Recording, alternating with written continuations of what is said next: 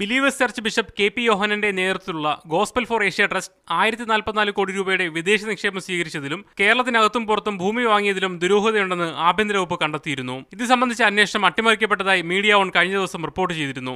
എന്നാൽ അന്വേഷണത്തിനെതിരെ കെ.പി. യോഹനൻ ഹൈക്കോടതിയെ സമീപിച്ചപ്പോൾ കോടതി അന്വേഷണം റദ്ദാക്കിയെന്നാണ് ട്രസ്റ്റ് അധികൃതരുടെ വാദം. ഇത് ചെയ്തിരിക്കുന്ന വ്യക്തികൾ ഇതിന് അനുബന്ധമായിട്ട് മറ്റു കുറച്ച് പബ്ലിക് ഇൻട്രസ്റ്റ് ലിറ്റിഗേഷനും PA-യിലൊക്കെ ചില വ്യക്തികൾ രജിസ്റ്റർ ചെയ്തിട്ടുണ്ട്.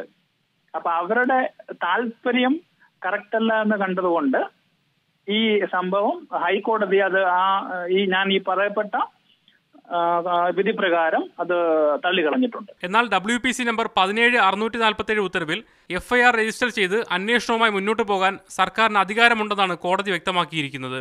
ഹൈക്കോടതി അന്വേഷണം റദ്ദാക്കിയിട്ടില്ലെന്നാണ് അന്വേഷണ ഉദ്യോഗസ്ഥർ നൽകുന്ന വിശദീകരണം. ഗോസ്പൽ ഫോർ ഏഷ്യ അധികൃതരുടെ വിശദീകരണം തെറ്റാണെന്നാണ് വസ്തുതകൾ സൂചിപ്പിക്കുന്നത്. അതേസമയം FIR രജിസ്റ്റർ ചെയ്യാത്തതിനാൽ അന്വേഷണം മുന്നോട്ട് പോയിട്ടുമില്ല. Media one, Thiruvananthapuram.